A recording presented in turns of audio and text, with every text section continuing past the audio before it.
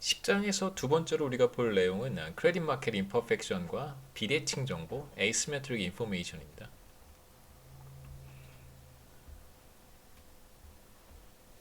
그래서 여기에서 보려고 하는 비대칭 정보의 주된 내용은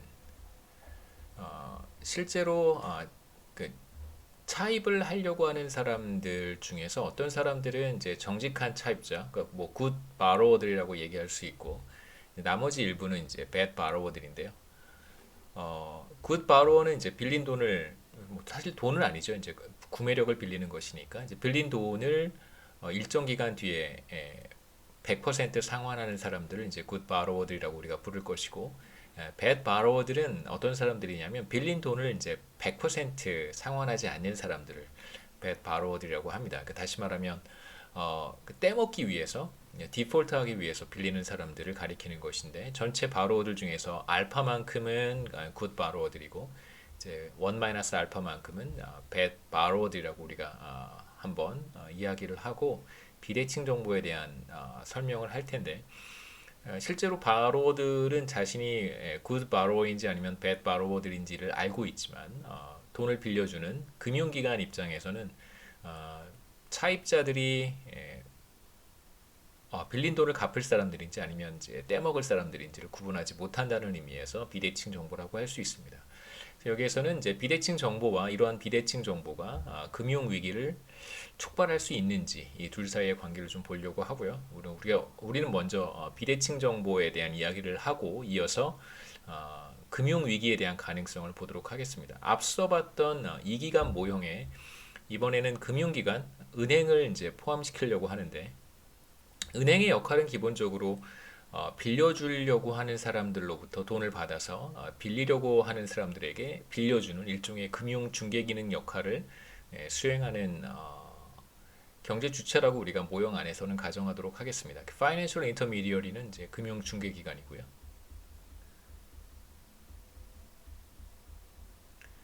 그래서 빌려주려고 하는 사람, 저축하려고 하는 사람들에게 이제 자금을 받아서 빌리려고 하는 사람들에게 빌려주는 여기에서 우리가 초점을 맞춰서 보려고 하는 것은 왜 빌려줄 때의 이자율이 더 높을까? 그러니까 차입 이자율이 왜 더 높을까? 여신금리와 수신금리 우리가 이렇게 구분하는데요. 현실에서는 여신금리, 수신금리. 그러니까 수신금리는 여러분이 저축을 할 때 금융기관이 여러분들한테 지급하는 이자를 말하는 것이고 여신금리는 이제 여러분이 대출을 받을 때 금융기관에게 지불해야 되는 이제 적용되는 그런 이자율을 여신금리라고 하는데 당연히 이제 여신금리가 수신금리보다 높죠. 물론 이제 금융기관들이 이익을 창출하기 위해서 수익을 내기 위해서 당연히 여신금리가 수신금리보다 높은 건 맞는데요. 만약에 이제 그러한 그 수익 창출이라고 하는 목적이 없을 때에도 단순하게 비대칭 정보에 의해서 여신금리가 수신금리보다 높아질 수 있다는 것을 여기서 우리가 보려고 합니다. 그래서 비대칭 정보로 인해서 차입할 때 더 높은 이자율을 부담해야 되는 상황이 나타날 수 있음을 여기서 볼 수 있습니다. 간단한 이제 정보 구조는요. 인포메이션 스트럭처는 이제 누구는 알고 있고 누구는 모르고 있는가, 알고 있는 사실을 모르고 있는 사실 이것들을 구분할 필요가 있는데 우선 바로워들은 자신이 굿 바로워인지 배드 바로워인지 알고 있습니다. 차입자들은 자신에 대한 타입을 알고 있고 반대로 은행은 차입자들의 타입을 구분하지 못해요. 그래서 한쪽 거래 당사자, 금융거래 당사자 한쪽 바로워들은 자신의 타입을 알고 있지만 다른 쪽에 있는 그 거래 당사자는 상대방의 타입을 알지 못하는 비대칭 정보 상황을 가정을 하겠습니다. 그래서 우선 금융기관, 은행은 빌리려고 하는 사람들에게 이자율 R2를 차지를 할 텐데 이 R2가 어떤 식으로 결정되는지가 이제 우리의 관심사 중에 하나고요. 그 다음에 이제 굿 바로워는 항상 L만큼을 빌린다라고 한번 가정을 해보죠. 굿 바로워들은 L만큼을 차입하고요. 빌리는 돈이 이제 L만큼을 빌린다.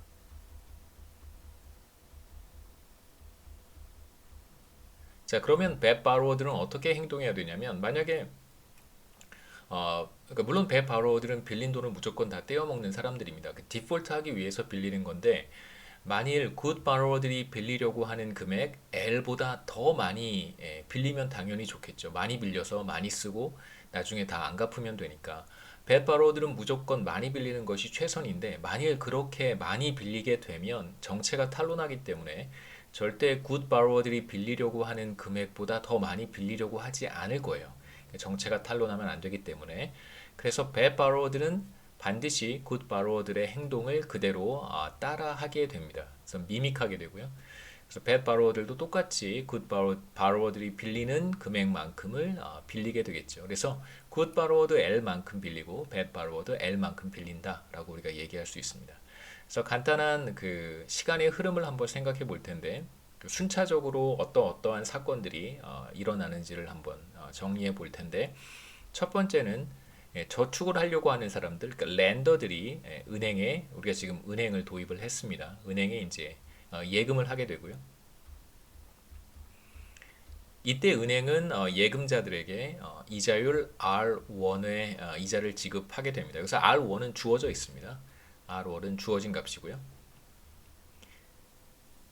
이게 이제 은행 입장에서의 수신금리가 되겠죠. 그 다음에 이제 커런 피어리어드의 두 번째 사건은 그 다음에 이제 은행은 차입자들에게 빌리려고 하는 사람들에게 대출을 해줍니다. 이어서 대출이 일어나고요. 대출을 실행을 하는데 이때 적용되는 이자율이 R2예요. R2로 차입자들에게 대출을 해줍니다. 이제 R2가 어떻게 결정되는지는 우리가 볼 거고요. 그 다음에 이제 커런 피어리어드가 끝나면 이제 다음 기로 넘어가서 다음 기 초가 되면 이제 은행은 자신이 빌려준 사람들의 타입을 알게 돼요. 그래서 어떤 사람들이 good borrower들이고 어떤 사람들이 bad borrower들인지 이제 정체가 탄로나게 되고 은행은 그 사실을 알게 됩니다. 그래서 current period가 끝날 때까지는 borrower들의 타입을 알지 못하지만 이제 그 다음 기로 넘어가게 되면 borrower들의 타입을 알게 되고 그 다음에 이어서 네 번째로 바로워들 중에서 이제 굿 바로워들만 빌린 돈을 상환하게 됩니다. 그래서 일부만 상환을 하게 되는 것이죠. 은행 입장에서는 상환을 하게 되고 은행은 다시 예금자들이 예금한 돈을 이자와 함께 돌려주게 됩니다. 예금자들에게 예금을 돌려주게 되겠죠. 자, 이런 순서로 사건이 전개가 되는데 우리가 우선 말씀드렸듯이 두 번째로 은행이 돈을 빌리려고 하는 사람들에게 차지하는 이자율, 대출 이자율이겠죠.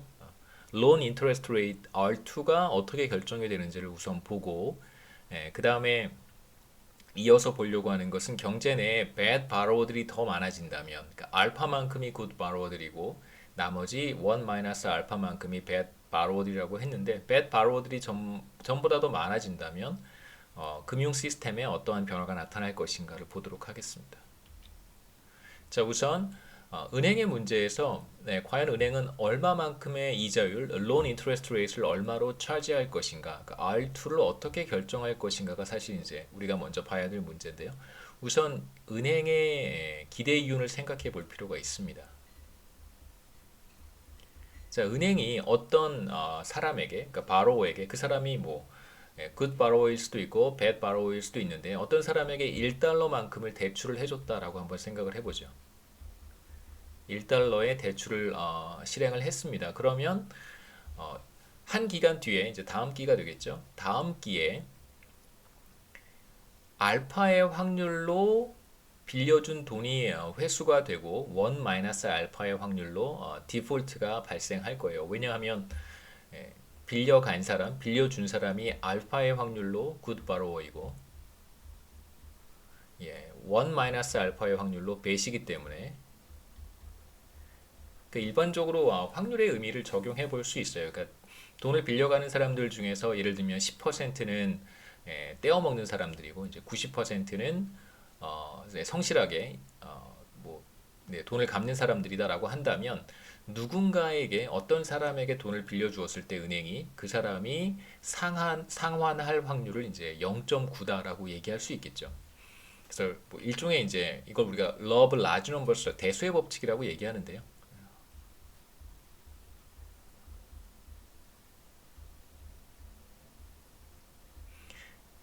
그러니까 일반적으로 사회 전체 내에 이제 범죄자들의 비율이 10%다라고 한다면 내가 어떤 모르는 사람을 만났을 때 이 사람이 범죄자일 확률이 뭐 10%다라고 얘기하는 것과 뭐 별 반 다르진 않습니다.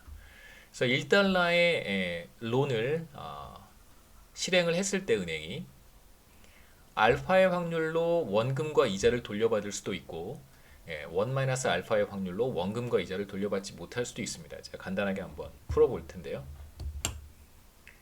그림판을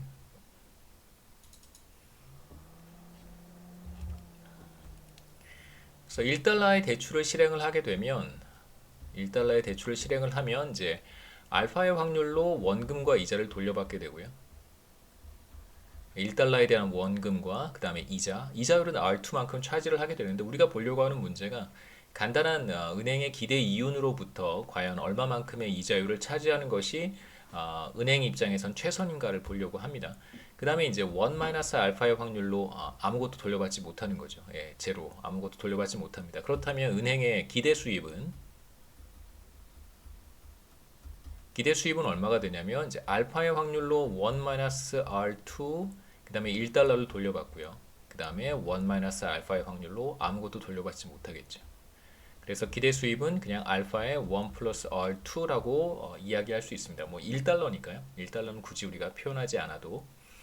그 다음에 이제 비용이 발생할 거예요. 이제 비용은 뭐냐면 은행이 대출에 줄 수 있는 바로 이 1달러라고 하는 것은 어디에서 온 거냐면 사실상 예금자로부터 1달러를 받은 거잖아요. 그래서 비용은 예금자에게 지급해야 되는 이자가 될 거예요. 그래서 그 1달러는 이렇게 쓸 수 있겠죠. 비용은 1 플러스 R1에 1달러만큼의 비용이 발생합니다. 이건 뭐 안 써도 되겠죠. 그래서 기대 수입은 대출금을 상환하는 사람들로부터 받게 되는 원금과 이자인 대출하는 사람, 성실한 사람들, 굿 바로워들이겠죠. 그래서 기대 수입이 되고 이제 비용은 예금자들한테 돌려줘야 되는 원금과 이자가 될 거예요. 그래서 이걸 우리가 기대 이윤을 한번 표현해 볼 수 있는데 은행의 기대 이윤은 기대 수입 빼기 비용, 그러니까 수입 빼기 비용인데 수입이 for sure 발생하는 것은 아니니까 기대 수입이라는 표현을 사용을 한 것입니다. 그러니까 이윤도 마찬가지겠죠. 그러니까 for sure 우리가 이윤이 얼마다라고 얘기할 수 없으니까 기대 이윤으로 표현을 하게 되면 은행의 기대 이윤은 기대 수입 빼기 비용이 되고 그래서 기대 수입은 알파의 1 플러스 R2 그 다음에 비용은 1 플러스 R1이 될 거예요. 자, 이거 이제 간단하게 계산을 하기 전에 우리가 어떤 가정을 하나 도입을 했냐면 슬라이드에 보시면 그러니까 뱅킹 인더스트리는 기본적으로 완전 경쟁적이다라고 했고 진입과 퇴출이 자유로운 그런 환경을 가정을 했습니다. 한국 경제는 그렇지 않죠. 한국 경제는 뭐 금융위원회하고 기획재정부가 은행 산업을 감시 감독하고 있고 누구나 은행을 만들 수는 없습니다. 그 기본적으로 이제 규제 산업이기 때문에 정부로부터 라이센스를 받아야지만 은행업을 할 수 있고요. 그러니까 뭐 라이센스를 받는 것도 사실 쉽지는 않습니다. 여하튼 뱅킹 인더스트리가 완전 경쟁적이라고 한다면 누구나 진입할 수 있고 누구나 퇴출할 수 있습니다. 프리 엔트리, 프리 엑싯을 가정을 하죠. 자, 그러면 만약에 뱅킹 인더스트리에서 이윤이 발생하고 있으면 누구나 들어가서 그 이윤을 쉐어할 수 있고 만약에 뭐 적자가 발생하고 있다면 그러면 뭐 다 뱅킹 인더스트리에서 빠져나가려고 할 거예요. 그래서 어떤 균형 상태에서는 뱅킹 인더스트리에 있는 은행은 어떠한 이윤도 얻지 못하겠죠. 그래서 제로 프로핏이 됩니다. 이러한 환경이 조성이 되면 당연히 기대 이윤은 제로가 되겠죠. 그러니까 이윤이 조금이라도 있으면 들어가가지고 서로 이렇게 경쟁을 할 거예요. 뭘로 경쟁을 하냐면 우리 스토리에서는 이제 얼마만큼의 이자율을 론에 차지할 것인가를 가지고 서로 경쟁을 하는 것이죠. 그래서 기대 이윤이 제로가 된다는 것은 우리가 지금 계산했던 기대 수입이 비용과 같아진다는 의미가 됩니다. 기대 이윤이 0이 된다는 뜻이죠. 이걸 우리가 간단하게 풀어보면 1 플러스 R2는 1 플러스 R1과 같고요. R1은 이제 고정되어 있는 이자율, 은행 입장에서는 이제 수신금리라고 할 수 있는 예금자들에게 지급하는 이자율이고요. 여기서 결정되는 것은 R2겠죠. 양변을 알파로 나누면 1 플러스 R2는 알파분의 1 플러스 R1 그 그다음에 이걸 풀어보면 그래서 바로들에게 차지하는 이자율은 알파 1 플러스 R1 빼기 1 이렇게 쓸 수 있습니다.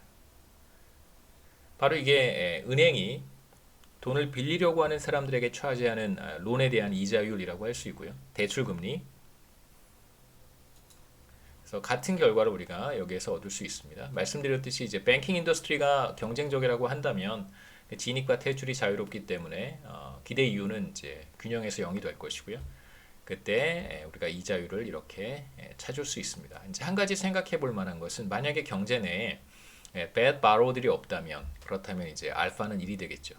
알파가 이제 전체 차입자들 중에서 돈을 빌리려고 하는 사람들 중에서 good borrower의 비율이었고 1 마이너스 알파가 bad borrower들의 비율이었었는데 만약 알파가 1이 된다면 모든 차입자들이 빌린 돈을 다 상환하는 사람들이라고 한다면 알파가 1일 테니까 이 값은 어떻게 표현할 수 있냐면 R2는 1 플러스 R1 빼기 1이니까 그냥 R1과 같아집니다.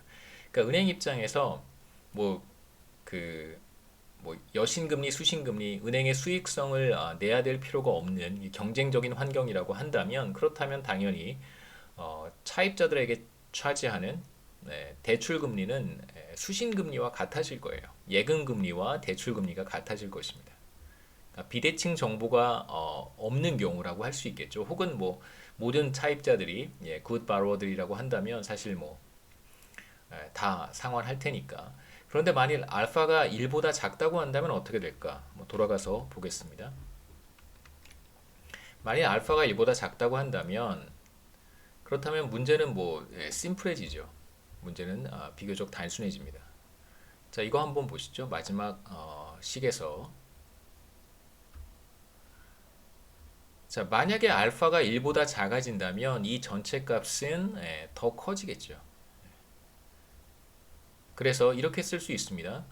그래서 알파가 1보다 작다면 당연히 이 전체 값이 커질 테니까 이 값은 1 플러스 알파 1보다, R1보다 커질 거예요. 다시 한번 제가 써보겠습니다. 자, 우리가 대출 금리를 도출할 때 어떤 식을 이제 이용을 했냐면 기대 수입이 이윤과 같아진다고 했고 그 식을 양변을 알파로 나눴을 때 1 플러스 대출 금리는 1 플러스 예금 금리 나누기 알파와 같고 알파가 이럴 때는 당연히 대출 금리와 예금 금리가 같아진다고 했습니다. 수신 금리, 여신 금리가 같아지지만 만약에 알파가 이제 1보다 작아진다면 차입자들 중에서 bad borrower들이 일부 존재한다면 그럼 이제 알파가 1보다 작아지겠죠. 그러면 이 전체 값은 알파가 1일 때보다 알파가 1보다 작은 값을 갖게 되면 더 커질 거예요. 그래서 뭐라고 얘기할 수 있냐면 1 플러스 R1보다 더 큰 값을 갖는다라고 얘기할 수 있습니다. 이건 이제 분모에 1이 있는 거니까요. 그러니까 알파가 1일 때는 오른쪽이고 알파가 1보다 작은 값일 때는 이제 왼쪽이니까 당연히 더 커지겠죠. 이걸 정리해 보면 1 플러스 R2는 당연히 1 플러스 R1보다 크고 2를 다 빼주면 대출 금리가 예금 금리보다 더 크다는 것을 우리가 확인할 수 있습니다. 그래서 우리의 결론은 뭐냐면 알파가 1보다 작다면 그렇다면 예금 금리보다 대출 금리가 당연히 높겠죠. 그래서 은행이 수익을 내기 위해서 여신금리와 수신금리 사이의 차이를 벌리는 것은 사실 이제 현실에서 나타나는 현상이고 실제로 비대칭 정보가 존재한다면 뱅킹 인더스트리가 은행업이 경쟁적이라고 하더라도 대출 금리가 수신 금리, 예금 금리보다 더 높은 환경을 만들어낼 수 있습니다. 여기서 크레딧 마켓 임퍼펙션이 훨씬 더 심화된다면 다시 말해서 bad borrower들의 비중이 더 높아지는 상황이라고 할 수 있겠습니다. 그래서 1 마이너스 알파가 커지는 것이 이제 bad borrower들의 비중이 높아지는 것이고요. 반대로 이제 알파가 작아지는 것이 이제 대부 시장, 신용 시장에서의 이제 불안전성이 심화되는 상황이라고 볼 수 있습니다. 이제 이 경우에는 당연히 금융기관들이, 은행들이 R2 대출 금리를 이제 인상하려고 하겠죠. 그럼 이제 어떤 문제가 생길 수 있냐면 사실 굿 바로워들은 항상 대출금을 상환하는 사람들이기 때문에 이자율이 높아지면 높아질수록 더 불리한 거예요.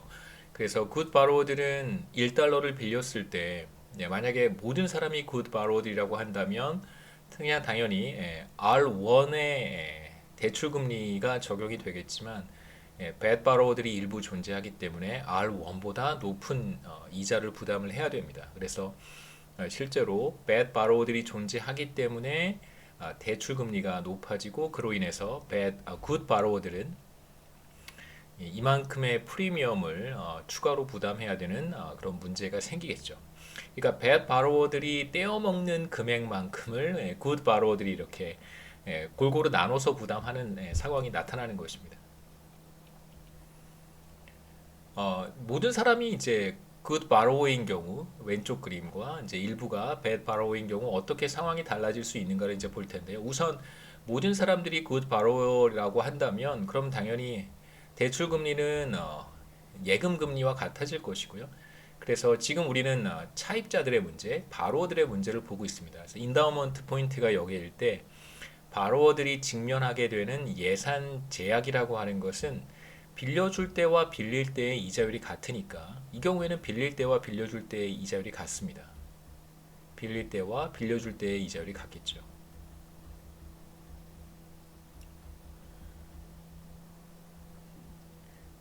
그래서 자신의 부존점 인다우먼트 포인트로부터 이쪽으로 가면 이제 저축을 하거나 빌려주는 사람이고 이쪽으로 소비점이 이쪽에 위치한다면 당연히 빌리는 사람이 될 텐데 빌려주는 방향으로 가든 빌리는 방향으로 가든 항상 이자율이 R1으로 동일하기 때문에 이 경우에도 R1이겠죠. 그렇기 때문에 이제 기울기가 동일하게 동일한 그런 예산서를 갖게 될 텐데 반대로 만약에 bad borrower들이 일부 존재한다면 당연히 알파는 일보다 작은 값을 갖게 될 것이고요. 그렇다면 이제 예산선의 기울기가 달라지겠죠. 자신의 부존점에서 저축을 하는 사람이 될 경우에는 예금 금리인 R1의 기울기를 갖게 되겠지만 구체적으로는 1 플러스 R1의 기울기를 갖게 되겠지만 빌리는 경우에는 이제 더 이상 동일한 이자율이 아니고 이거보다 더 높은 이자율, 더 높아지면 우리가 전에 봤듯이 기울기가 더 가팔라집니다. 더 스팁해지는 기울기를 갖게 될 거예요. 그래서 이 그림에서처럼 붉은색으로 표시해 보겠습니다. 빌리는 경우에는 비교적 높은 이자율이 적용이 됩니다. 신용시장에서의 불안전성 때문에 비대칭 정보로 인한 불안전성 때문에 이렇게 빌릴 때는 더 가파른 예산선을 갖게 되고요. 만일 bad borrower들의 비율이 전보다 더 높아진다고 한다면 그렇다면 대출 금리는 더 높아질 테니까 다시 한번 돌아가서 확인해 보시죠. 자, 만일 알파가 더 작아진다면 이건 더 커지겠죠. 당연히 그러면 R2는 더 커지게 됩니다. 상승하게 돼요. 그래서 만일 알파가 더 떨어진다면 good borrower들의 비율이 낮아지고 bad borrower들의 비율이 더 높아진다면 이제 이게 바로 금융위기 상황에서 상대적으로 디폴트하는 사람들의 비율이 높아지기 시작한다면 금융기관도 마찬가지입니다. 제가 바로어라고만 표현해서 사람 가게라고 생각하실 수도 있겠지만 이건 이제 기업에도 동일하게 적용이 되고요. 다른 금융기관들도 다 포함이 되는 것입니다. 은행으로부터 대출을 받는 모든 경제 주체들이 다 포함이 되는 것이니까 만약에 금융위기 상황에서 경제위기 상황에서 디폴트 할 가능성이 높은 사람들이 계속해서 늘어난다면 그렇다면 빌리려고 하는 사람들 순수한 의미에서 빌리려고 하는 사람들이 직면하게 되는 예산서는 보다 더 가팔라지겠죠. 이런 식으로 비대칭 정보가 더 심화돼서 자본시장, 대부시장, 신용시장에서의 불안전성이 더 심화된다면 그렇다면 차입자들의 예산선은 빌릴 때 훨씬 더 높은 이자율이 적용이 될 것이고 그림에서와 같이 더 가파른 예산선을 갖게 됩니다. 이제 비대칭 정보 관련해서 이제 어떤 문제가 나타날 수 있는지 간단하게 정리해보고 이제 세 번째 이야기로 넘어가겠습니다. 여기에서 아까도 봤듯이 비대칭 정보의 문제가 일단 들어오면 그렇게 되면 빌리는 사람의 예산선은 이렇게 빌릴 때 전보다 가팔라진다는 이야기를 했었고요. 그렇게 되면 어떤 소비점을 선택하게 되냐면 이 그림에서와 같이 이 점을 선택했다고 한번 해보죠. 이 점을 선택했다. 점 A라고 한번 해보겠습니다. 점 A를 선택했다. 그러니까 대출을 받을 때 더 높은 이자율이 적용이 되지만 이제 그럼에도 불구하고 지금 우리가 생각하는 바로워는 더 높은 이자율을 부담을 하면서 차입을 하는 사람이에요. 여전히 차입을 하는 사람입니다. 자, 이런 상황에서 만일 bad borrower들의 비율이 전보다 더 높아진다면 그렇다면 말씀드렸듯이 예산선은 더 스티프해지고요. 자, 이렇게 더 스티프해지고 안쪽으로 더 이동할 것이고요. 왜냐하면 대출 금리가 높아질 테니까. R2는 어떻게 결정이 된다고 했냐면 1 플러스 R1 예금 금리 나누기 알파 마이너스 1이니까 이 알파가 전보다 더 작아진다고 한다면 이제 R2는 상승하게 되겠죠. 그래서 바로워들의 예산선의 기울기는 전보다 더 가팔라집니다. 그러니까 이쪽 구간에서는 변함이 없고요. 세이버니까 변함이 없고 바로가 되는 구간에서는 더 높은 예산선을 갖게 돼요. 그래서 새로운 예산선에서 여기 새로운 예산선입니다. 새로운 예산선에서 더 바깥쪽, 가장 바깥쪽에 있는 무차별 곡선과 접하는 점을 찾아보면 바로 이 무차별 곡선과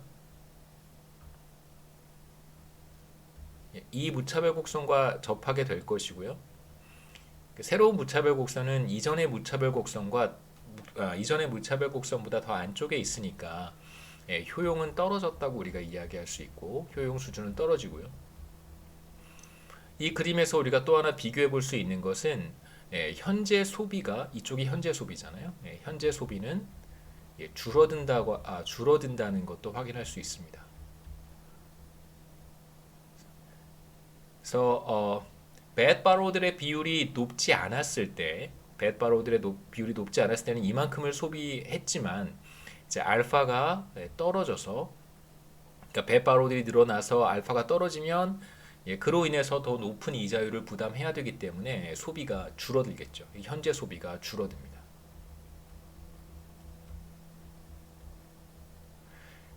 그래서 뭐 여러 가지로 우리가 생각해 볼 수 있겠지만 또 여러 가지 상황에 우리가 또 접목시켜 볼 수 있겠지만 우리가 할 수 있는 얘기는 여기서 경제 위기 상황에서 금융 위기 상황에서 만일 bad borrower들의 비율이 높아진다면 그러니까 빌려서 디폴트하는 비율이 점점 높아지는 거예요. 채무 불이행 같은 상황이 비교적 뭐 빈번하게 나타난다고 한다면 의도치 않게 중앙은행이 금리를 인하했음에도 불구하고 여기에서 중앙은행이 인하하는 정책금리가 뭐 우리나라로 하면 기준금리가 R1이라고 할 수 있습니다. 그래서 R1을 떨어뜨렸음에도 불구하고 경제 전반에 걸쳐서 디폴트하는 사람들의 비율이 전보다 높아진다면 여전히 이 R2는 높은 상태를 유지할 거고요. 그래서 어떤 현상이 나타나냐면 현재 소비가 계속해서 줄어드는 그런 문제가 나타날 수 있습니다. 그래서 중앙은행이 기준금리를 인하했음에도 불구하고 물론 뭐 저축을 하고 있는 사람들 측면에서는 이제 뭐 소비 진작 효과가 나타나겠지만 만약에 경제 내에 이렇게 차입자들의 비율이 굉장히 높다면 비교적 높습니다. 실제로 경제 내에 차입을 해서 소비를 하는 사람들의 비율이 낮지 않기 때문에 중앙은행이 금리를 인하했음에도 불구하고 여전히 대출 금리가 떨어지지 않고 오히려 경제 위기 상황에서 그러니까 신용 위기로 확산된다면 디폴트하는 사람들의 비율이 높아져서 금융기관들은 그러니까 이윤을 마이너스로 가져갈 수는 없으니까요. 당연히 대출 금리를 인상할 것이고 경제 내에 어떤 비대칭 정보로 인해서 누가 디폴트할지 모르는 상황이니까 대출 금리가 높아질 것이고 그로 인해서 차입을 하는 사람들은 현재 소비를 줄이는 그런 현상이 동시에 나타날 수 있습니다. 그래서 금융위기, 경제위기, 신용위기 상황에서 중앙은행이 금리를 인하했음에도 불구하고 소비가 늘어나지 않을 수 있는 상황을 우리가 여기서 비슷하게 만들어 볼 수 있는 것이죠. 세 번째는 리미티드 커밋먼트 문제고요. 그러니까 계약 이행의 불안전성이라고 제가 설명을 했고 세 번째 토픽입니다.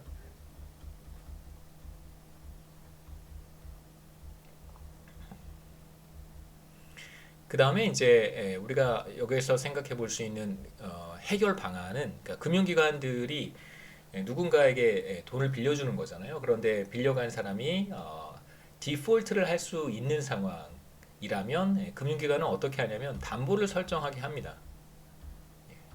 담보를 제시해서 예를 들면 뭐 집이나 자동차나 이런 거에 이제 금융기관의 이름이 이렇게 쓱 들어가 있는 거죠. 이런 형태의 이제 그 계약 이행의 불안전성 문제를 해결할 수 있습니다. 여기서도 마찬가지로 어, 계약 이행의 불안전성으로 인해서 신용시장의 불안전성이 어떻게 나타나고 그리고 이어서 이러한 현상들을 우리가 금융위기와 어떻게 연결시켜서 생각해 볼 수 있을지 살펴보도록 하겠습니다. 여기에서는 이제 간단하게 리미티드 커밋먼트 문제와 이제 금융위기 사이의 관계를 한번 살펴보고 싶고요. 말씀드렸듯이 빌려주는 사람 여기에서는 금융기관을 생각하시면 좋겠습니다. 그러니까 요즘 뭐 이렇게 개인 대 개인으로 빌리는 그 경우가 물론 있겠습니다만 뭐 이렇게 굳이 그렇게 빌려주려고 하는 사람도 별로 없고 또 굳이 그렇게 빌리려고 하는 사람들도 좀 없는 것 같아요. 그래서 금융기관을 생각해 보시면 될 텐데 돈을 빌려준 다음에 계약을 이행해야 되는 시점이 되었을 때 빌려간 사람이 빌린 돈을 갚아야 될 시점이 왔을 때 디폴트 할 수 있단 말이에요.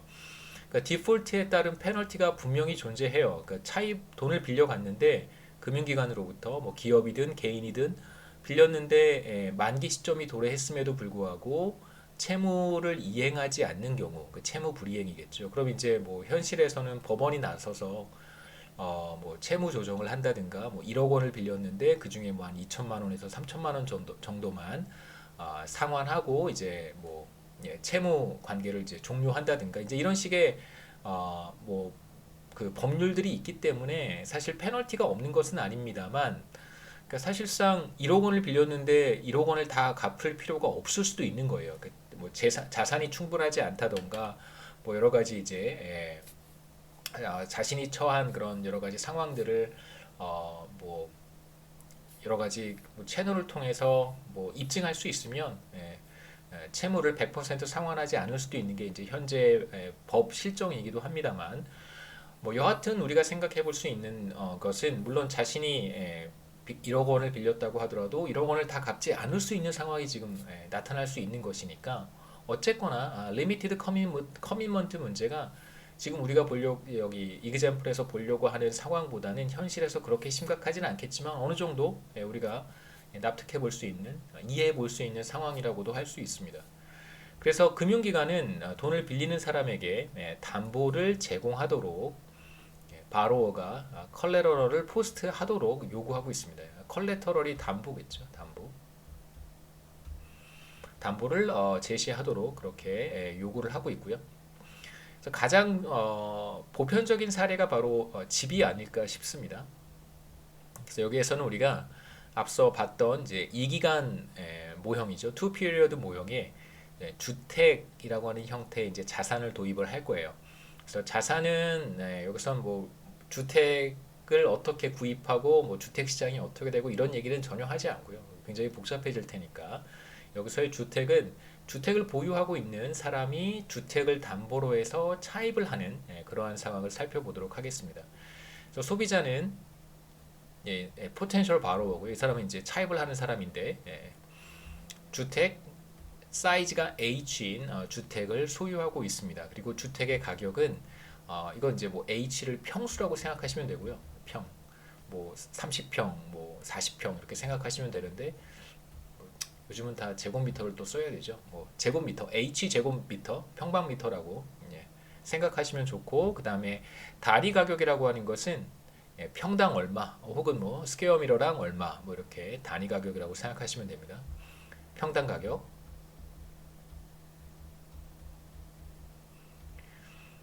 그래서 지금 우리가 생각하는 소비자가 보유하고 있는 주택의 value가 바로 P 곱하기 H가 되겠죠. 그러니까 실제로 제가 P 곱하기 H만큼의 가치를 갖는 주택을 가지고 있다면 그러면 저는 여기까지는 빌릴 수 있을 거예요. 혹은 이거에 뭐 한 60%에서 70%까지는 은행이 대출을 해주겠죠. 제가 1억짜리 집을 만약 가지고 있다면 그게 바로 주택 가격 곱하기 평수가 될 테니까요. 1억짜리 집, 그러니까 P 곱하기 H가 1억이라는 뜻입니다. 그러니까 집을 가지고 있다면 금융기관은 저한테 6천만 원에서 7천만 원까지는 대출을 해줄 거예요. 예, 주택의 가치, 이걸 이제 보통 우리가 LTV라고 하는데요. Loan to Value Ratio라고 해서 들어보셨을 거예요. 그러니까 loan 예, to value ratio고요. 여기서 이제 loan이라고 하는 게 60에서 70%를 빌릴 수 있다고 말했는데 빌릴 수 있는 금액 그래서 6천만 원 정도가 될 것이고 그 다음에 이제 value는 바로 주택의 가격입니다. 그러니까 P 곱하기 H.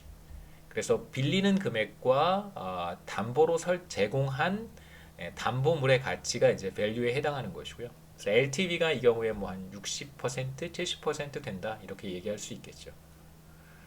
우리의 이제 간단한 모형에서는 현재 시점에서는 주택을 처분할 수 없고 미래 시점이 되었을 때 주택을 처분할 수 있다 이렇게 가정하도록 하겠습니다. 지금 우리가 보려고 하는 모형에 가장 근접한 그 현실 이그젬플은 어떤 사례라고 할 수 있냐면요. 정확히 맞아떨어지는 경우가 많지는 않고 왜냐하면 보통은 주택을 구입할 때 먼저 주택담보대출을 받고 주택을 구입하는 게 일반적이란 말이에요. 자신이 돈이 다 있어서 주택을 구입하는 경우도 물론 있겠지만 그것이 일반적인 경우는 아니고 대부분 뭐 1억짜리 집을 산다고 하면 은행에서 일부 대출을 받고 자신이 보유하고 있는 현금을 이렇게 현금을 통해서 주택을 구입하는 것이 더 일반적이긴 합니다. 그래서 지금 우리가 보려고 하는 이그젬플의 가장 근접한 현실 사례는 은퇴한 사람이 이렇게 있어요. 현재 은퇴를 했습니다. 뭐 여러분 부모님들 같은 분들 생각해 보시면 될 텐데 은퇴를 했고 소득은 그렇게 많지 않아요. 은퇴 시점이 도달했고 소득은 비교적 높지 않습니다. 뭐 임금 피크제에 들어갔을 수도 있고요. 그 다음에 이제 정년퇴직 이후에 뭐 다른 일자리를 통해서 이제 소득을 얻고 있는 상황이라고 볼 수 있습니다. 그 다음에 이제 주택을 보유하고 있어요. 이게 바로 current period라고 생각할 수 있고 이제 future period는 이제 뭐 거의 은퇴 이후에 뭐한 80세, 80세 정도가 되었을 때 그럼 이제 그때 가서는 주택을 처분해야겠죠. 그래서 주택연금과 관련된 이슈라고 생각하시면 사실 더 이해가 빠를 것 같고요. 그래서 지금 은퇴를 했고 마땅한 소득이 없는 상태에서 이제 주택을 담보로 해서 연금을 제공받는 사람의 사례라고 생각하시면 가장 이해하시는 데 도움이 될 것 같습니다. 그러면 이제 80세 혹은 뭐 이제 90세 사망 시점이 도래했을 때 이제 주택을 다 처분하고 사망하는 그런 사례라고 할 수 있는데요. 마땅히 이렇게 현실적인 예는 찾아보기는 어려워서 우선 뭐 한번 보겠습니다. 뭐 비교적 다양하게 적용해 볼 수도 있기는 하니까요. 우선 현재 시점에서의 소비는 현재 소득과 빌린 금액 차입으로 조달이 되고요. 이게 현재 소득, 타운은 텍스입니다. 그 다음에 B가 차입이에요. borrowing, 얼마만큼을 빌렸는가. 그 다음에 이제 미래가 되면 미래 시점에서도 소득이 발생할 것이고 그 다음에 이제 미래 시점이 되면 주택을 처분할 수 있다고 했습니다. 주택을 처분하게 되면 P 곱하기 H만큼의 가치를 얻게 되죠. 이제 이만큼의 자산 소득이 발생한 거예요. 주택 처분 결과 주택을 처분해서 얻은 자산 소득이 되는 것입니다. 그래서 여기에서 중요한 것은 이제 P라고 하는 것은 현재의 가격이 아니고요. 미래 시점에 갔을 때 주택 가격이라고 생각하시면 됩니다. 그 다음에 이제 미래 시점이 되면 빌린 돈을 갚아야겠죠. 상환하는 거예요. 1 플러스 R 원금과 이자 적용이 되겠죠. 그래서 앞서 우리가 했던 것과 마찬가지로 양변을 1 플러스 R로 나눈 다음에 더하면 자 이렇게 한번 해보죠. 현재 기의 소비는 current period의 소비는 소득 그 다음에 빌려와서 소비를 하고 future period가 되면 마찬가지로 소득이 발생하고요.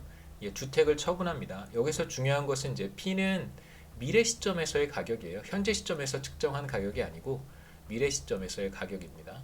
그 다음에 이제 빌린 돈을 갚아야겠죠. 원금 더하기 이자. 그래서 양변 여기를 1 플러스 R로 나누면 이렇게 future period의 consumption을 1 플러스 R로 이렇게 나눠줘 보죠. 1 플러스 r로 나눴습니다. 그래서 1 플러스 r로 나눠주면 여기는 이렇게 없어질 것이고, 첫 번째 식과 두 번째 식을 더하면 우리가 지금까지 봐왔던 현재 가치로 표현한 예산 제약이 될 거예요. C 더하기 C 프라임의 1 플러스 R이 이제 왼쪽 left hand side가 되고, right hand side를 보시면 B 마이너스 B가 있으니까 없어지고 나머지를 써줍니다. 현재 소득, 그 다음에 미래 소득의 현재 가치 1 플러스 R로 나눴으니까요. 그 다음에 이제 주택 가치의 주택의 value의 현재 가치입니다. 주택 가치의 현재 가치, 그럼 주택의 현재 가치겠죠. 주택의 현재 가치. 말씀드렸듯이 P 곱하기 H는 미래 시점에서 측정한 주택의 value이기 때문에 1 플러스 R로 나눠주면 이제 현재 가치가 되는 것이고요. 이게 이제 우리가 계속해서 봐왔던 형태, 예산 제약을 현재 가치로 표현한 것입니다. 여기에서 사실 문제가 끝나는 것은 아니고요. 우리가 추가로 한 가지 제약을 더 도입을 할 거예요.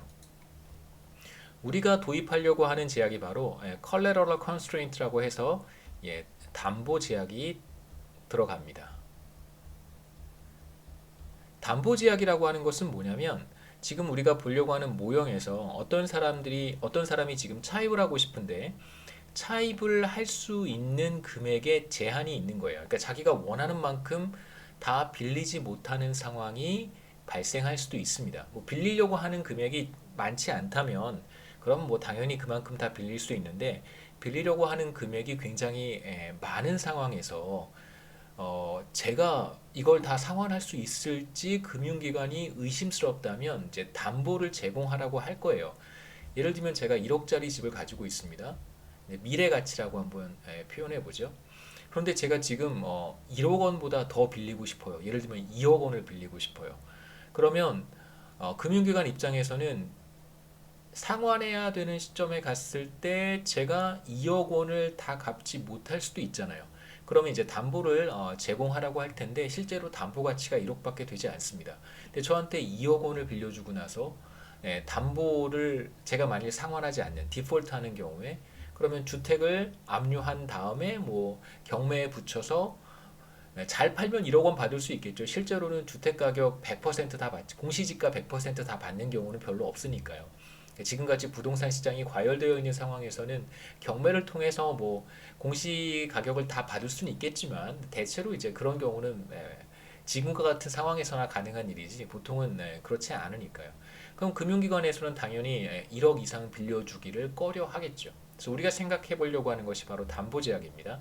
제가 상환해야 되는 금액, B 곱하기 1 플러스 R은 미래 시점에 가서 점에서 상환해야 될 하는 금액이라고 표현할 수 있습니다. 물론 정확히 돈의 개념은 아니지만 금액이고요. 왼쪽은, 그 다음에 오른쪽은 바로 미래 시점에 가서 제가 주택을 처분했을 때 받게 되는 주택의 가치가 되겠죠. 미래 시점에서의 주택 가치가 돼요. 미래 시점 써야 됩니다. 현재 시점이 아니니까요. 미래 시점에서의 주택의 가치예요. 그러니까 금융기관은 어떤 의사결정을 하게 되냐면, 미래 시점에 상환해야 될 금액이 절대 주택 가치보다 커서는 안 된다는 것이죠. 그래야 은행이 손해를 보지 않을 테니까요. 이게 바로 우리가 생각해 봐야 될 담보 제약입니다. collateral constraint는 그냥 뭐 쉽게 직관적으로 이해할 수 있을 것이고요. 자, 이 제약이 도입이 되면 그러면 얼마만큼을 빌릴 수 있냐면, 양변을 1 플러스 R로 나눴을 때 제가 빌릴 수 있는 금액은 주택의 현재 가치보다 절대 클 수 없습니다. 이게 바로 주택의 현재 가치죠. 그러니까 얼마를 빌릴 것인가는 B로 우리가 여기서 표현을 했어요. 현재 소비에서 얼마를 빌리는가는 이렇게 B로 표현을 했습니다.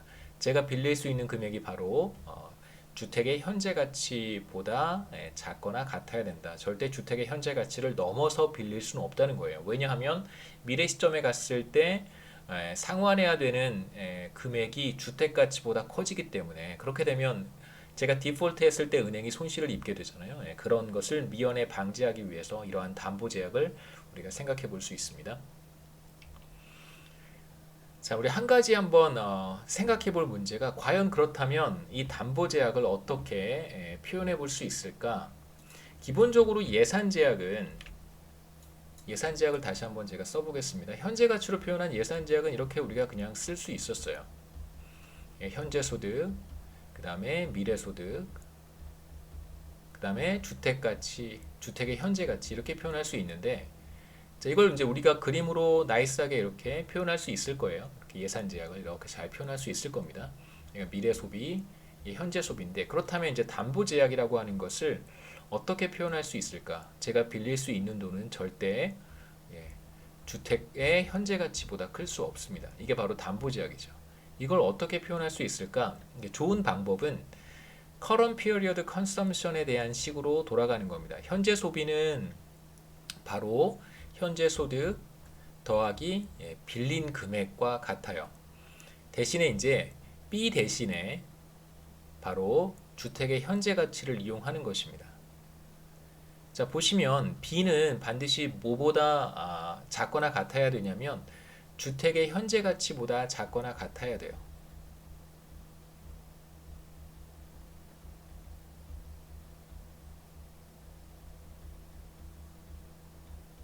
자, 그럼 이제 이 식을 이렇게도 우리가 표현할 수 있겠죠. C-의 현재 소득, 얘를 이쪽으로 이렇게 넘겼습니다. 자, 이것이 바로 바로인과 같아야 되고요. 그러니까 현재 내가 200만 원을 소비하고 싶은데 내 소득은 100만 원밖에 안 돼요. 그렇다면 이제 100만 원을 빌려야 된다는 뜻입니다. 현재 소비와 현재 소득의 차이만큼을 이제 차입을 해야 되는데 이 B는 반드시 뭐보다 작거나 같아야 되냐면 주택의 현재 가치보다 작거나 같아야 됩니다. 그럼 이제 여기서 이 부분을 빼버리는 거죠. 제거하고 다시 써보면 C- 현재 소득은 바로 주택의 현재 가치보다 반드시 작거나 같아야 돼요. 그 다음에 이제 이 식을 원래 자리로 되돌리면 마지막으로 이렇게 표현할 수 있겠죠. 현재 소비는 반드시 뭐보다 작거나 같아야 되냐면 현재 소득과 잘리죠. 더하기 주택의 현재 죄송합니다. 주택의 현재 가치보다 작거나 같아야 된다라고 하는 또 하나의 이제 제약 constraint를 우리가 얻을 수 있습니다. 그래서 사실 우리의 constraint는 두 개가 된 거예요. 첫 번째 constraint가 이거고 그 예산 제약이죠. 그러니까 lifetime budget constraint라고 할 수 있고 현재 가치로 평가한 예산 제약식이 우리가 지금까지 봐왔던 하나의 형태의 예산 제약이고 여기에는 또 다른 형태의 예산 제약이 들어가는데 그 예산 제약이 바로 collateral constraint 담보 제약이고 그 담보 제약을 이렇게 시작을 해서 제가 이렇게 변형을 했습니다. 기본적으로 같은 의미겠죠. 슬라이드로 돌아가서 우리가 똑같은 식을 이렇게 도출을 했습니다. 그래서 현재 소비는 현재 소득 더하기 주택의 현재 가치보다 클 수 없어요. 그러니까 사실 지금 우리가 생각하는 소비자가 현재 소비를 얼마만큼 하고 싶은지는 사실 알 수 없지만 더 많이 하고 싶어 할 수도 있어요. 무차별 곡선을 우리가 어떻게 그리느냐에 따라서.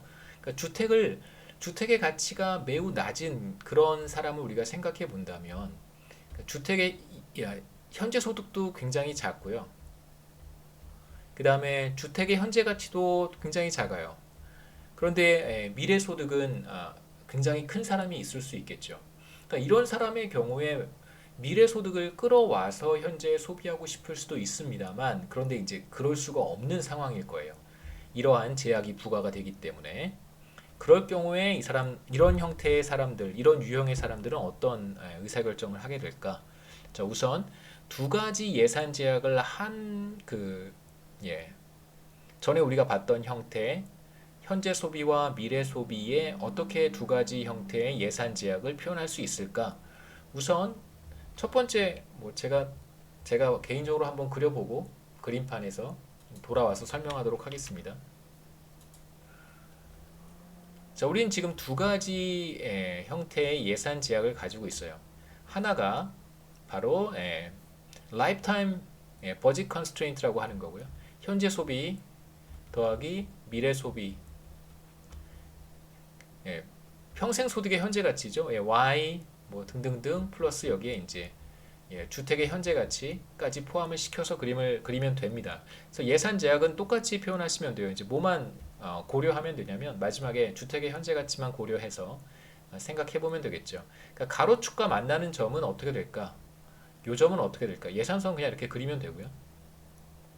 그러니까 요 점은 어떻게 될까? 이 점은 미래 소비가 0이 되는 점이잖아요. C 프라임이 0이 되는 점입니다. 그러니까 여기에다가 0을 넣어서 풀어보면 현재 소비가 이 뜻은 뭐냐면 미래의 소득을 현재로 가지고 와서 소비하는 점이에요. 찾아보면 지금 이 점을 선택할 수 있다는 뜻은 아닙니다. 만약에 선택할 수 있었다면 현재 소비는 얼마만큼이 되냐면 바로 평생 소득의 현재 가치인 y-타우 플러스 y 프라임 마이너스 타우 프라임의 1 플러스 r 그 다음에 주택의 현재 가치 이게 바로 현재 소비할 수 있는 금액이 되겠죠. 그러니까 이걸 선택할 수 있다는 뜻은 절대 아닙니다. 이게 feasible하다는 뜻은 아니에요. 만약에 feasible 했다면 이 점을 선택할 수 있다는 뜻이고 그 다음에 만일 현재 하나도 소비하지 않는다면 미래에 얼마만큼을 소비할 수 있을까가 바로 이 점입니다. 자, 이 점은 우리가 어떻게 표현할 수 있냐면 C를 제로라고 두고 C 프라임에 대해서 풀면 되겠죠. 그래서 1 플러스 R을 다 더해주면 이 점은 우리가 이렇게 표현할 수 있어요. C 프라임은 바로 현재 소득의 미래 가치, 현재 소득을 다 미래로 넘겨야 되니까요. 그 다음에 더하기 미래 소득 y 프라임 마이너스 타우 프라임 그 다음에 미래에 가서 주택을 처분하면 P 곱하기 H를 받게 돼요. 이게 바로 현재 하나도 소비하지 않고 모든 소득을 미래로 넘긴다면 미래에 가서 소비할 수 있는 소비 수준이 될 거예요. 이 점은 선택할 수 있습니다. 이 점은 자기가 원하면 다 그냥 저축해서 미래로 가지고 간 다음에 주택 처분해서 다 소비해버리면 돼요. 이 점은 우리가 컬레터럴 컨스트레인트가 어떻게 생겼는지와 상관없이 항상 선택할 수 있는 feasible한 점이에요. 하지만 지금 우리가 좀 염두에 둬야 되는 점은 이 점은 사실 선택할 수 있는지 없는지를 좀 진지하게 고민을 해야 됩니다. 이게 첫 번째 lifetime budget constraint를 표현한 것이고요. 두 번째 이제 collateral constraint를 우리가 어떻게 썼냐면 이렇게 썼어요. C는 반드시 뭐보다 클 수 없냐면 자신의 현재 소득과 주택의 현재 가치보다 클 수 없습니다. 그러니까 이 뜻은 무슨 뜻이냐면 다시 말씀드리지만 금융기관에서 이것만큼 빌려주지 않는다는 거예요. 주택의 현재 가치보다 그 이상 빌려주지 않는다는 뜻입니다. 딱 거기까지만 빌릴 수 있는 거예요. 물론 원하면 이거보다 적게 빌리는 건 가능하지만 주택의 현재 가치 넘어서서 빌려주진 않는다는 뜻입니다. 그래서 현재 소비할 수 있는 맥시멈이 바로 이거겠죠. 이만큼을 맥시멈으로 소비할 수 있습니다. 우선 인다우먼트를 한번 표시해 보면 인다우먼트가 여기쯤 있다고 한번 해보죠. 그래서 현재 소득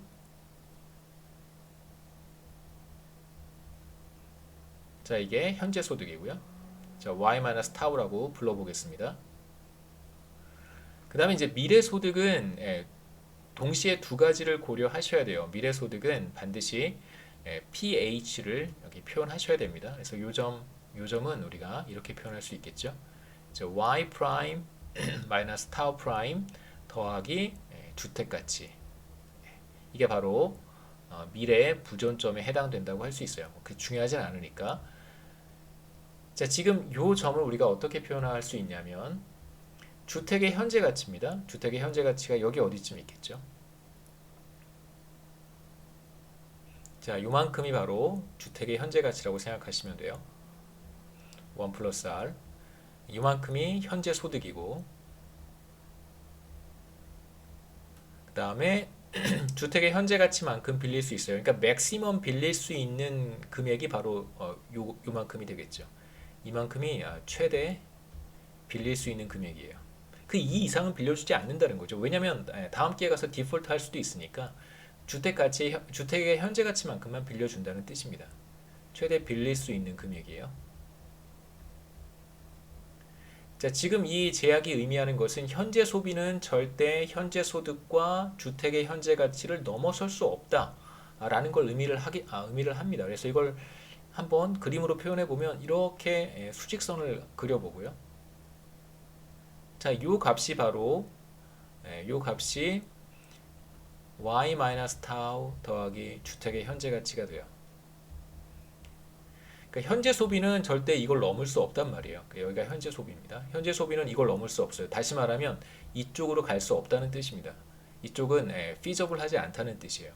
그래서 지금 두 번째 제약, 현재 소비는 현재 소득과 주택의 현재 가치를 초과할 수 없다라고 하는 것을 그림에서 제약으로 어떻게 표현할 수 있냐면 반드시 현재 소비는 이 안에서 이루어져야 된다는 거예요. 그러니까 이쪽을 넘어갈 수 없다는 뜻입니다.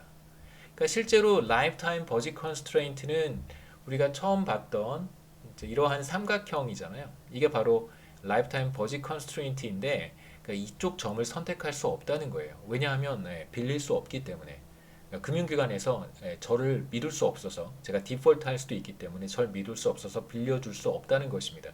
제가 가지고 있는 담보의 가치만큼 여기에서는 현재 가치만큼만 빌려준다는 뜻이죠.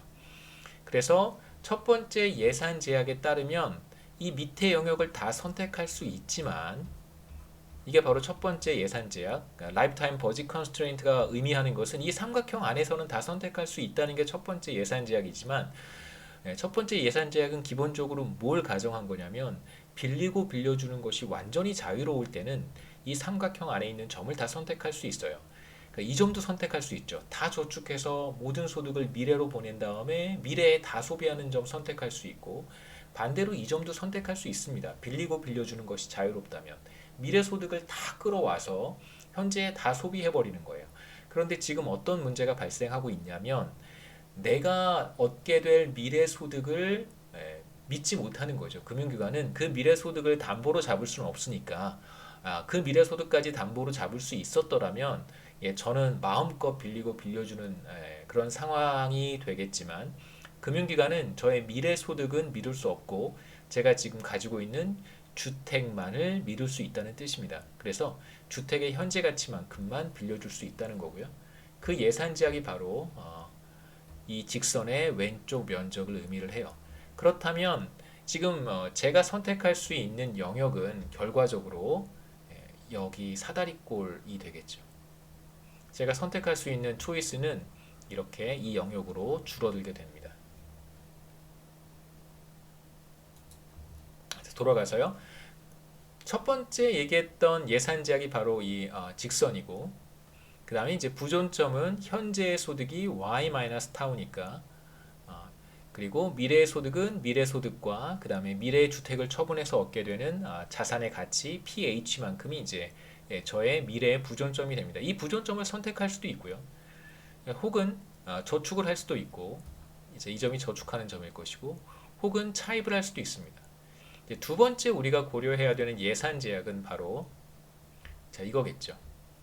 C는 절대 현재 소득에서 주택의 현재 가치를 더한 값을 넘어설 수 없습니다. 그게 바로 요 점이 될 것이고요.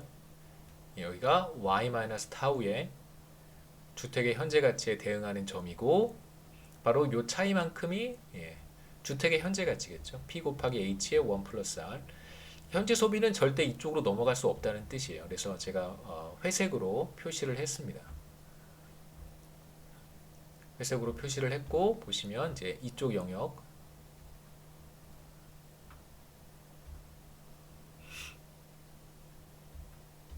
이쪽 영역에서만 선택을 할 수 있겠죠. 근데 아까도 얘기했듯이 이쪽은 갈 수가 없는 영역이란 말이에요. 이쪽은 애초에 선택할 수 없는 영역이니까 결과적으로는 소비자가 선택할 수 있는 점은 바로 여기 사다리꼴에 해당하는 요 안에서만 선택할 수 있습니다. 그러니까 담보 제약이라고 하는 또 다른 제약이 들어옴으로써 여기 보시면 오른쪽 삼각형 아래쪽을 선택할 수 없게 되는 것이죠. 이쪽을 선택하지 못하게 되는 현상이 나타나는 거예요. 그래서 이렇게 해서 이제 컬래터럴 컨스트레인트가 어떤 식의 작용을 하는지 예산 제약을 통해서 우리가 확인할 수 있고 자 이제 소비자가 어떤 의사결정을 할까 주어진 예산 제약은 지금 여러분 보고 계시는 이런 형태가 될 거예요. 여기에서 이제 킹크가 발생하겠죠. 그러니까 이쪽은 넘어갈 수 없게 되는 거예요. 금융기관을 통해서 차입하는 것이 불가능하기 때문에 넘어갈 수가 없습니다. 자, 편의상 어떤 상태를 지금 제가 가정했냐면 가장 바깥쪽에 있는 무차별 곡선과 접하는 점을 찾을 수가 없는 상태예요. 그래서 그냥 킹크와 터치하는 바로 이 그 예산선이 꺾이는 부분에서 무차별 곡선이 그냥 터치하도록 제가 의도적으로 이렇게 만들었습니다. 그래서 잘 한번 생각해 본다면 과연 이 사람은 어떤 점을 선택할까? 만약에 이 바깥쪽에서 선택할 수 있었더라면 이 사람은 아마도 조금 더 바깥쪽에 있는 무차별 곡선과 접하는 어떤 이런 점을 선택했을 것이다라고 우리가 생각해 볼 수는 있겠죠.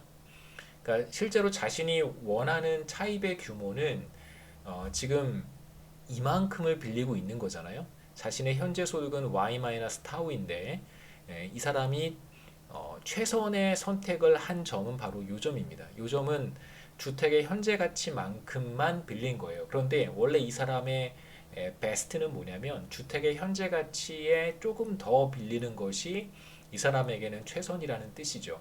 더 바깥쪽에 있는 무차별 곡선을 접하게 될 테니까. 근데 지금 담보 제약 때문에 그 점까지 가지 못하고 있는 상황입니다.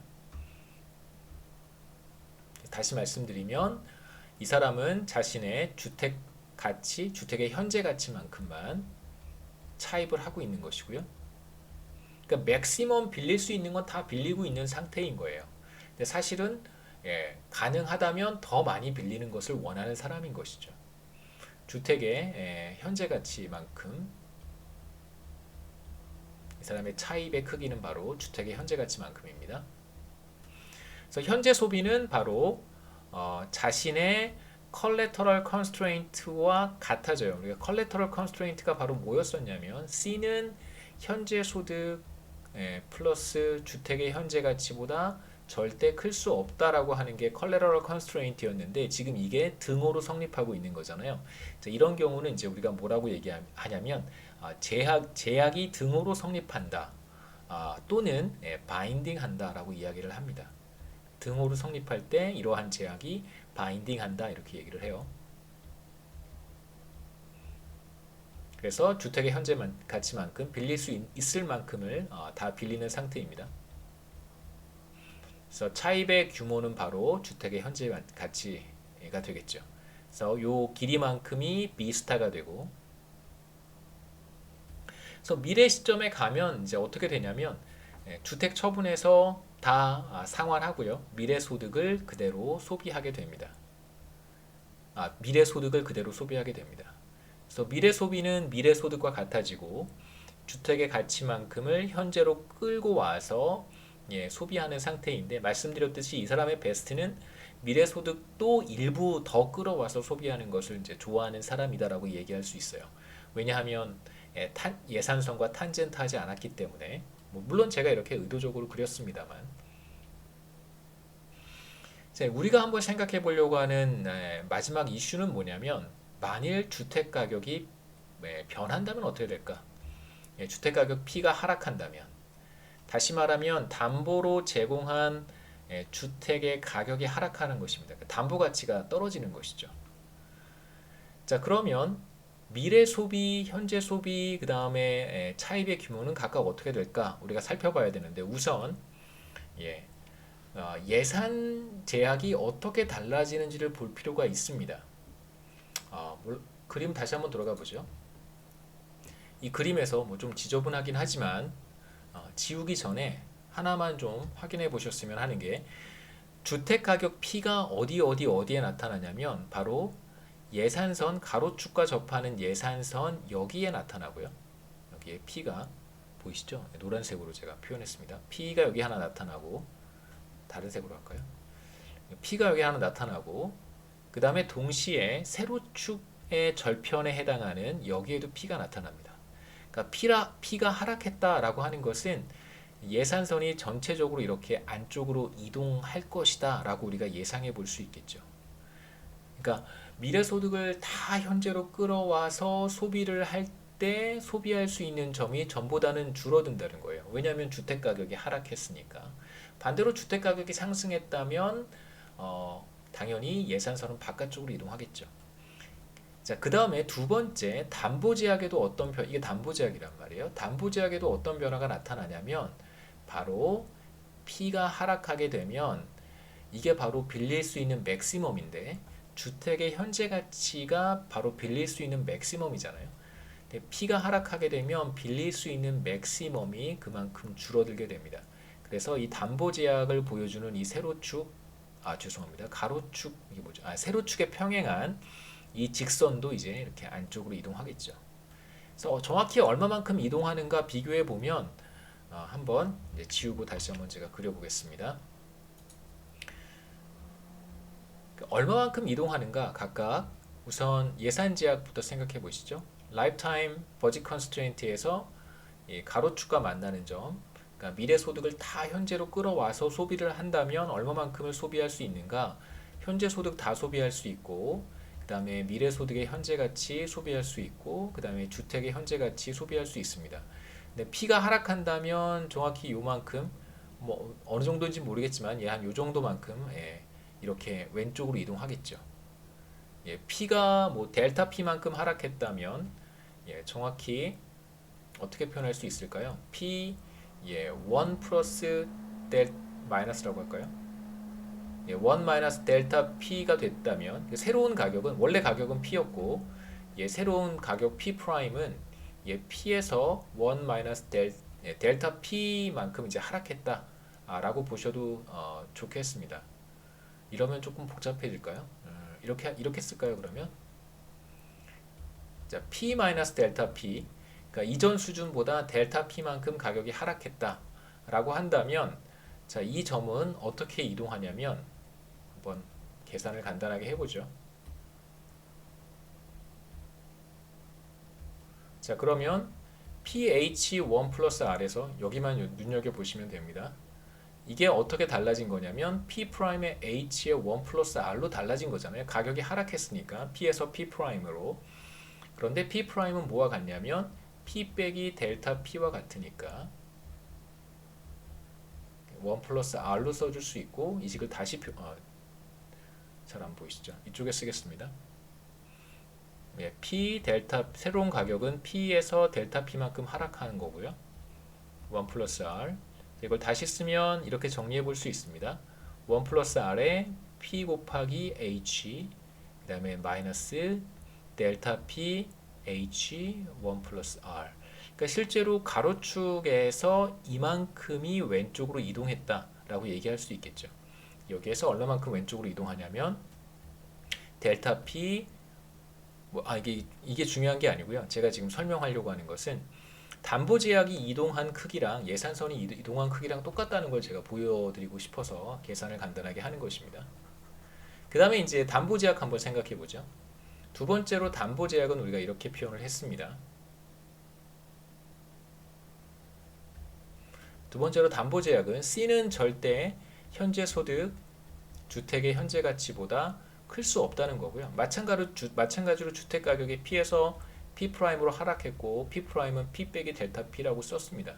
그럼 지금 여기만 생각해 보면 P가 P 프라임 H의 1 플러스 R로 바뀌었고 이 값은 뭐와 같냐면 우리가 여기서 얘기했던 것처럼 PH의 1 플러스 R 마이너스 델타 P의 H의 1 플러스 R과 같아요.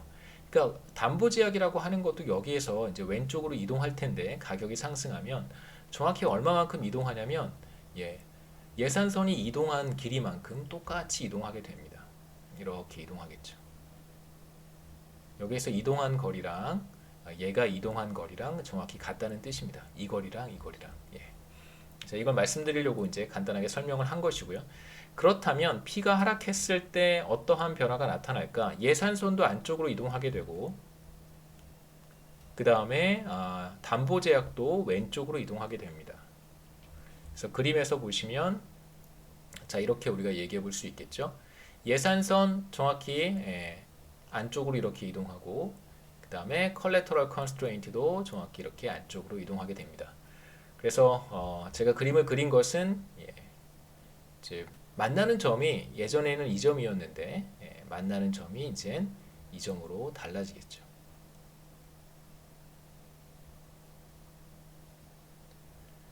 그러니까 최대 빌릴 수 있는 금액의 크기가 사실상 작아진 것이죠. 죄송합니다. 최대 빌릴 수 있는 금액이 바로 P 곱하기 H의 주택의 현재 가치였는데 이제 P가 하락했기 때문에 최대 빌릴 수 있는 금액이 이제 하락한 것입니다. 그래서 담보 제약도 왼쪽으로 이동하고 그리고 라이프타임 버짓 컨스트레인트도 이제 안쪽으로 이동하고 그러니까 P가 하락하기 전에는 소비자가 선택할 수 있었던 영역이 더 넓었단 말이에요. 이만큼을 선택할 수 있었는데 여기 안에서 물론 이 안에서 선택하진 않죠. 바깥쪽에서 선택하긴 하지만 그러니까 경계선에서 선택하긴 하겠지만 그런데 주택 가격이 하락한 이후에는 선택할 수 있는 영역이 훨씬 더 줄어들어요. 이렇게 더 줄어들게 됩니다. 이렇게 선택할 수 있는 영역이 줄어들었다는 것은 당연히 소비자의 효용이 더 작아질 것이라는 것을 의미를 하겠죠. 왜냐하면 가급적 바깥쪽에 있는 무차별 곡선과 접하거나 혹은 터치하는 점을 선택하는 것이 소비자에게는 최선인데 이제 그러한 최선이 더 이상 가능하지 않은 상황이기 때문에 그렇습니다.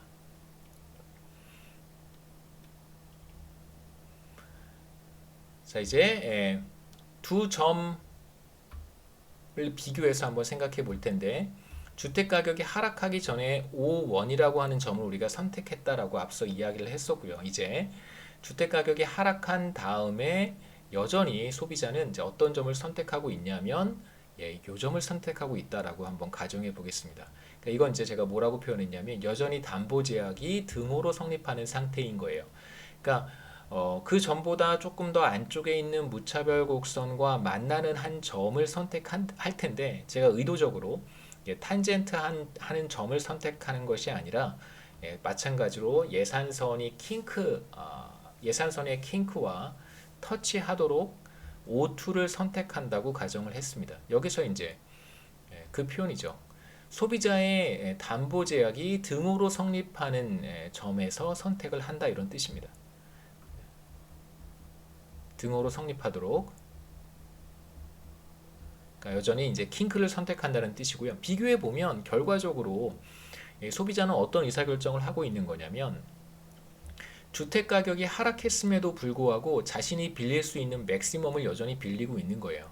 그러니까 새로운 예산선, 이 세로축이 바로 담보 제약이 될 텐데 담보 제약이 전보다는 더 타이트해진 거예요. 담보 제약이 훨씬 더 타이트해져서 빌릴 수 있는 금액의 정도가 전보다 줄어들었는데 바로 이만큼이 주택의 현재 가치가 되겠죠. 예전에는 주택의 현재 가치가 이만큼이었는데 이제는 주택의 현재 가치가 이렇게 줄어든 것입니다. 그럼에도 불구하고 지금 이 소비자는 담보 제약이 등호로 성립한다고 얘기했기 때문에 그러니까 바인딩 한다고 했기 때문에 빌릴 수 있는 금액만큼을 다 빌리는 것이고 바로 그 빌릴 수 있는 금액이라고 하는 것이 바로 주택의 현재 가치가 되는 것이죠. 그러니까 현재 소비는 여전히 자신의 현재 소득, 여기 프라임 지우셔야 됩니다. 자신의 현재 소득에서 주택의 현재 가치만큼을 현재 소비를 하고 있고요. 미래 소비는 전과 다르지 않습니다. 여기에서 우리가 주목해 볼 만한 중요한 사실은 뭐냐면 어떤 변화에 의해서 지금 우리가 살펴본 것은 주택 가격이 하락한 상황을 본 건데 그러니까 주택 가격이 하락하든 어떠한 상황이 발생을 해서 담보 제약이 더 타이트해졌어요. 그러니까 제약이 더 강화된 상황을 우리가 한번 생각해 본 것입니다. 그러니까 빌릴 수 있는 금액이 전보다 더 줄어들었을 때 여전히 빌릴 수 있는 맥시멈을 빌리고 있는 거예요. 빌릴 수 있는 최대 금액을 빌리는 상황인 것입니다.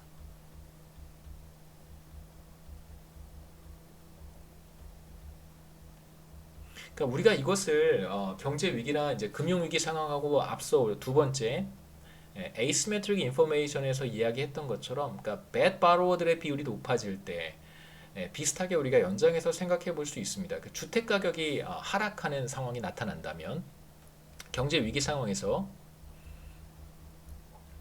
주택 가격이 하락하겠죠. 뭐 지금 같은 경제 위기 상황에서 주택 가격이 하락하지 않았어요. 참, 네. 그게 여러 가지 우리가 해석해 볼 수 있을 텐데, 소득 불평등이 상당히 심각한 수준이 아닌가 이런 생각도 들고요. 예.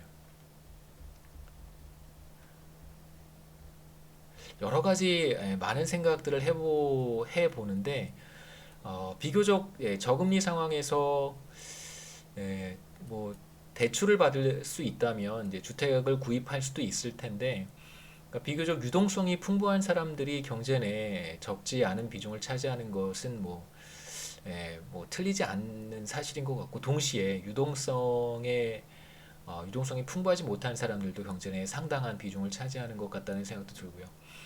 그 데이터를 통해서도 확인해 봐야 될 텐데 사실 잘 그렇게 잘 뚜렷하게 나타나진 않아서 참 어렵습니다. 주택 시장에서 주택 가격이 지속적으로 이러한 위기 상황에도 불구하고 주택 가격이 상승하는 것은 참 어려운 문제고요. 계속해서 좀 더 스터디를 해봐야 될 것 같습니다.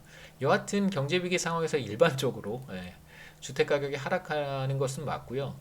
그러한 상황이 벌어졌을 때 지금 우리는 담보 제약이 바인딩하는 경우, 그러니까 빌릴 수 있는 최대 금액을 여전히 빌리는 상황이라고 한다면 바로 어떠한 변화를 예상해 볼 수 있냐면 소비가 크게 감소하겠죠.